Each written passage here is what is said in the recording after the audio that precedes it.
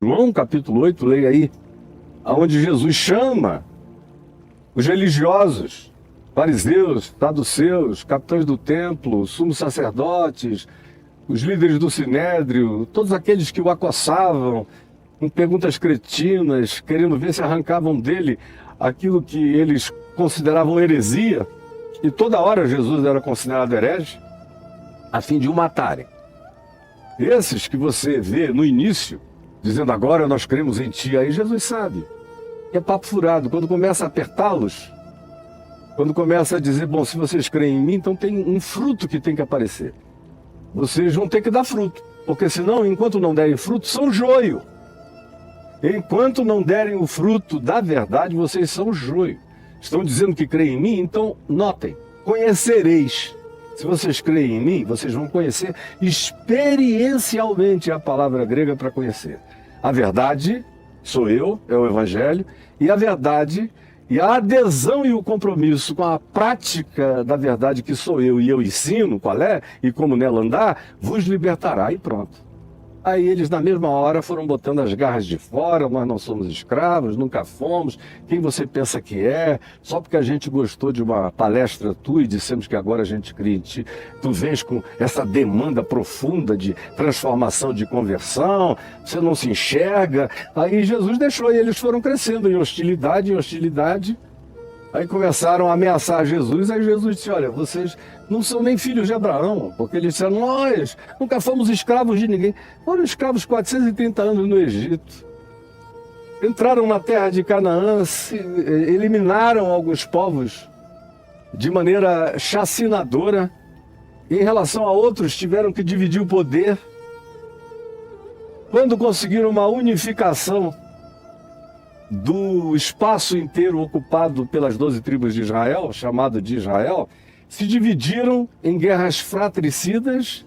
Aí o lado norte, 10 tribos foram para o exílio assírio e se miscigenaram lá e desapareceram. E ficaram 2 tribos aqui assimiladas por Judá, Judá e Benjamim. E capital Jerusalém, foram levadas para o exílio, Babilônia. E ficaram 70 anos lá. Os 2 grupos ficaram tempos mais ou menos semelhantes nos seus exílios. Aí começaram a voltar 70 anos depois e nunca mais tiveram autodeterminação, sempre foram escravos de alguém. Escravos, quando foram libertos de Ciro Grande, depois de Alexandre o Grande, depois dos Ptolomeus, depois dos Seleucidas, depois dos romanos, e agora no diálogo de João 8 com Jesus, eles são escravos dos romanos e dizem mentirosamente, como bons crentes, nunca fomos escravos de ninguém. É patético, mas a história se repete sempre. É a mesma mentalidade. Aí Jesus disse, não, vocês dizem que são filhos de Abraão, vocês então imitem Abraão. Porque Abraão viu os meus dias e se regozijou. Aí eles disseram, tu não tens nem 50 anos, como é que tu podes ter visto Abraão? Vocês vejam como é que é a mentalidade tosca, sem sutileza simbólica de crente, é um negócio nojento. Aí Jesus diz, olha, antes que Abraão existisse, eu sou. Aí o bicho pega. Aí eles começam a dizer, não, a gente está certo quando diz que tu tens demônio, que Belzebu te habita, que tu tens diabo em ti. Aí começam a agredir, aí Jesus olha para eles e diz, vocês são joio. Vocês são filhos do diabo. Joio é o filho do diabo. Vocês são filhos do diabo, vocês são joio. Lá em João 8 a gente tem também uma outra designação de manifestação do joio no meio do trigo. Vocês são joio, é o que Jesus está dizendo. Filhos do diabo. Vocês desejam satisfazer os desejos dele. O fruto que vocês dão como joio é esse. É o fruto do ódio. É o fruto homicida. É o fruto da mentira, do engano, da fake news, da criação fantasiosa do que vocês desejem a partir dos caprichos perversos de vocês para justificarem a prática do mal. É isso que vocês são. Aí na mesma hora eles se voltaram outra vez querendo matar a Jesus. Aí Jesus se retira. Jesus sabia que aquilo ia acontecer mais cedo ou mais tarde, mas nunca antes da hora que ele, Jesus, determinasse que seria. Então, esses filhos do maligno No Evangelho, preste atenção, no Evangelho, eles são os líderes da religião mais do que em qualquer outro lugar.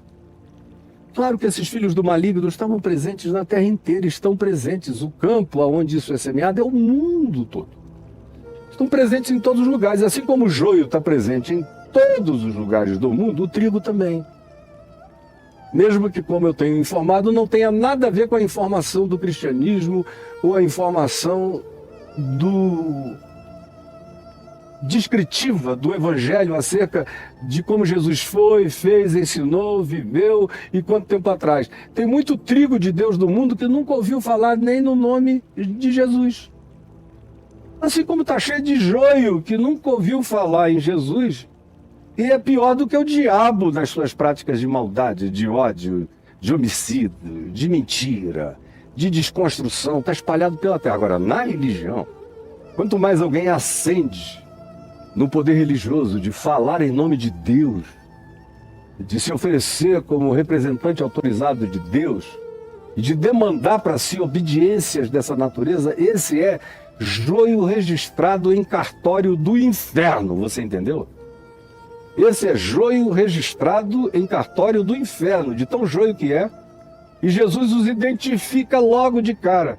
Religiosos, sim, completamente. Fanáticos, sim, absolutamente. Mas são o diabo. E Jesus diz, vós sois filhos do diabo. E a grande pulsão de vocês é satisfazer esses desejos.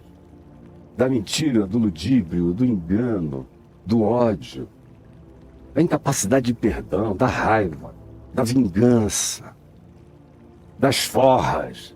São vocês, mentirosos, inventores de males, implacáveis, desafeiçoados, perversos, extremamente cheios de prazeres na iniquidade. São vocês, joio, filhos do diabo, semeados no mundo inteiro, a começar do ambiente religioso que se arroga a ser o ambiente sublime. É justamente aí que os satanases nascem, que os lúcifers desabrocham. É nesse ambiente do supremacismo de glória pessoal que entes, anjos e humanos chamam como predicados de superioridade para si mesmos. Filhos do maligno.